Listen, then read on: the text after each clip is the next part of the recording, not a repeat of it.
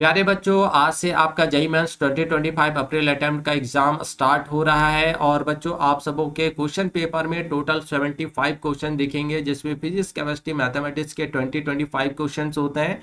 बच्चों, अगर आप एक क्वेश्चन यहाँ पे सही करते हैं तो आपको 3 मार्क्स मिलता है, लेकिन अगर आप एक क्वेश्चन यहाँ पे गलत कर देते हैं तो 1/4 मार्क्स जो आपका काट लिया जाता है। तो आज की इस वीडियो में हम इसी पॉइंट पर बात करने वाले हैं कि how to avoid negative marking, कि कैसे हम नेगेटिव मार्किंग से बचें, क्योंकि यहाँ पे आपका 0.1 0.2 मार्क्स भी काफी इंपॉर्टेंट होता है आपके स्कोर को, आपके परसेंटाइल को बढ़ाने के लिए। ठीक है, तो आज के जो पॉइंट है वो हमारा how to avoid negative marking. तो चलिए इस वीडियो को स्टार्ट करते हैं। तो आप सभी बच्चों से रिक्वेस्ट है कि आप सभी बच्चे इस वीडियो को लास्ट तक जरूर वॉच कीजिएगा बच्चों। तो चलिए देखते हैं कि क्या क्या हमें आखिर करना है ताकि हम अपने नेगेटिव मार्किंग को जो बच्चों यहाँ पे अवॉइड कर पाएं और अच्छा स्कोर कर पाएं। ठीक है, तो सबसे पहला है रीड द क्वेश्चंस केयरफुली, यानी आप सभी को सबसे पहला काम तो है क्वेश्चंस को केयरफुली आपको पढ़ना है। एक बार आराम से पढ़िए, दूसरी बार थोड़ा सा स्पीड बढ़ा के पढ़िए। अगर नहीं समझ में आए तो उसके बाद फिर एक बार और पढ़ लीजिए, है ना। लेकिन आराम से आपको ध्यान से क्वेश्चंस को पढ़ना है। बहुत सारे बच्चे यहीं पे मिस्टेक करते हैं कि एक बार ही क्वेश्चंस को पढ़ते हैं और सीधा आंसर की तरफ मूव कर जाते हैं, ना। तो ऐसा आपको नहीं करना है बच्चों, आपके पास इनफ टाइम है। लेकिन हाँ, अगर आप एक क्वेश्चन पे ज्यादा टाइम लेंगे तो फिर यहाँ पे प्रॉब्लम क्रिएट होगा। तो इसलिए आप अच्छे से क्वेश्चंस को पहले पढ़ें, है ना। To perform well read each questions carefully, आपको हर एक क्वेश्चंस को अच्छे से पढ़ना है। एंड हाईलाइटेड की पॉइंट्स, और जो भी आपको वहां पे की पॉइंट दिखे बच्चों, तो आप उन सारे की पॉइंट्स को हाईलाइट करते हुए चलें। ठीक है, understand what is being asked before selecting an answer, और क्वेश्चंस को सेलेक्ट करने से पहले आप एक बार ये जरूर समझे कि आपसे मांगा क्या जा रहा है, आपसे पूछा क्या जा रहा है ना। कभी कभी क्या होता है कि समझ ही नहीं आता और हम ऑप्शन जो है वो चूज कर लेते हैं, तो ऐसा आपको नहीं करना है। क्या मांगा जा रहा है क्वेश्चन में ये इंपॉर्टेंट है, उसी के अकॉर्डिंग आपको ऑप्शन जो चूज करना है। Many students make mistake due to misinterpretation leading the incorrect response, है ना।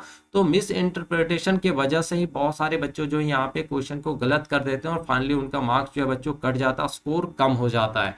तो पहला important point, read the questions carefully, आपको ध्यान से अपने क्वेश्चन पेपर्स को अच्छे से पढ़ना है। ठीक है, चलिए दूसरा है अवॉइड ओवर कॉन्फिडेंस, है ना। कॉन्फिडेंस इज इंपॉर्टेंट, कॉन्फिडेंस तो बहुत जरूरी बच्चों, आप किसी भी फील्ड में जाएं, अगर आपका कॉन्फिडेंस बढ़िया है तो कोई दिक्कत नहीं है। लेकिन ओवर कॉन्फिडेंस जो है यहाँ पे नुकसान कर जाता है, तो ओवर कॉन्फिडेंस से बच्चों आपको बचना है। ठीक है, तो confidence is important but overconfidence can be dangerous. Read questions carefully and double check your answer, है ना। तो क्वेश्चंस को आप केयरफुली पढ़िए और डबल आंसर टिक करने से पहले आप उसको एक बार फिर से दोबारा रीचेक जरूर कर लीजिए। Avoid rushing and into selecting an option without proper verification, तो जब तक आप प्रॉपर वेरिफिकेशन ना कर ले बच्चों, आप क्वेश्चन का ऑप्शन जो है चूज ना करें। ठीक है, तो बहुत ज़्यादा ओवर कॉन्फिडेंस में जाने की जरूरत नहीं है कि नहीं हम तो बहुत बढ़िया तैयारी करके, मेरा सिलेबस भी पूरा कंप्लीट है तो आज तो हम पेपर फाड़ ही देंगे, है ना। तो ऐसा नहीं है, ओवर कॉन्फिडेंस में नहीं जाना है।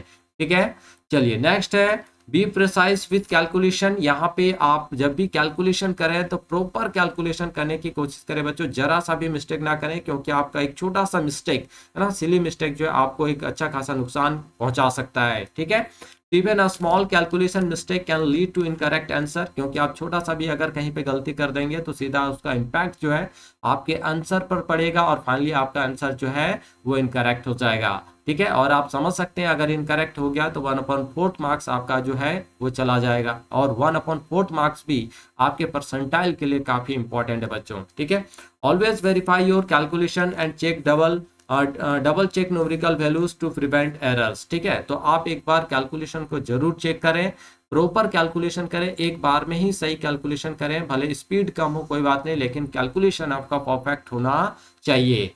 नेक्स्ट है बच्चों, rely on knowledge not guesswork, है ना। आपको अपने नॉलेज और स्ट्रेटेजी पे फोकस करना है बच्चों, ना कि गेस क्वेश्चन पे, ना तुक्का पे फोकस नहीं करना है। आपने बहुत सारा देखा होगा वीडियोज, तुक्का मार देंगे, ऐसे तुक्का मारो ये सही हो जाएगा वो सही होगा, नहीं, आपको गेस वर्क पर काम नहीं करना है। ठीक है, आपको खुद के नॉलेज पे ही काम करना है, आपने जो स्ट्रेटेजी फॉलो करा है उस स्ट्रेटेजी पे ही आपको टिके रहना है ना।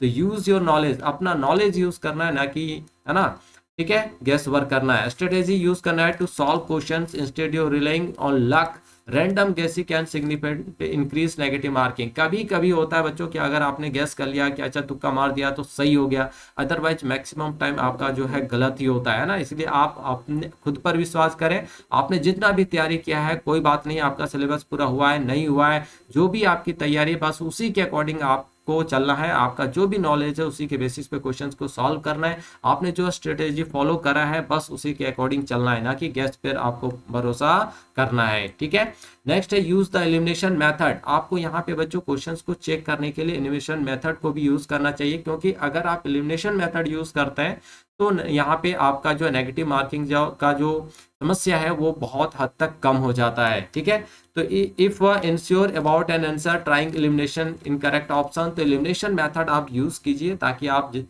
कम से कम क्वेश्चंस को जो इनकरेक्ट मतलब आप गलती करने से बचें। ठीक है, this method increase the chance of selecting the correct answer, और ये जो मेथड होता है बच्चों वो सही आंसर को चूज करने में काफी हेल्प करता है, while reducing the risk of choosing the wrong one, है ना। और ये आप अगर गलती कर रहे हैं तो उसको ये डिक्रीज भी करता है, रिड्यूस भी करता है, इसलिए आप आंसर करेक्ट करने से पहले एक बार एलिमिनेशन मेथड को जरूर यूज कीजिए।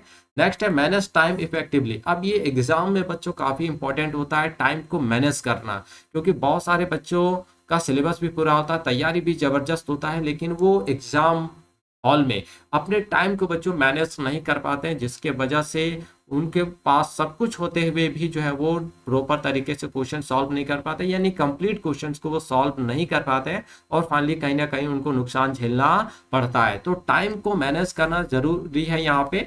तो proper time management is crucial to minimise negative marking. अगर आप टाइम मैनेज करके चलते हैं तो आपके नेगेटिव मार्किंग को भी कहीं ना कहीं ये रिड्यूस करता है बच्चों। ठीक है, distribute your time wisely among physics chemistry and mathematics. आपको यहाँ पे फिजिक्स केमिस्ट्री मैथमेटिक्स के लिए भी अपने टाइम्स को प्रॉपर डिस्ट्रीब्यूट करना चाहिए कि हमें फिजिक्स में कितना टाइम देना है, केमिस्ट्री में कितना टाइम देना है और मैथमेटिक्स में कितना टाइम देना है। ठीक है, सॉल्विंग क्वेश्चंस अकॉर्डिंगली, उसी के अकॉर्डिंग आपको जो क्वेश्चंस को सॉल्व करना है, और हमने आपको पहले भी बताया था कि सबसे पहले उन क्वेश्चंस को चूज करना है जो काफी इजी हो, साथ ही साथ आपका स्कोरिंग क्वेश्चंस हो, तो उन क्वेश्चंस को बच्चों आप पहले जो है वो सॉल्व कीजिए, उसके बाद ही कॉम्प्लेक्स क्वेश्चंस की ओर बढ़िए। अगर बहुत ज्यादा क्वेश्चन कॉम्प्लेक्स दिख रहा है तो फिर आप उसको ट्राई कीजिए कि लास्ट में जो है आप उनको सॉल्व करें। ठीक है, तो this will help you avoid panic and reduce mistake boosting your confidence.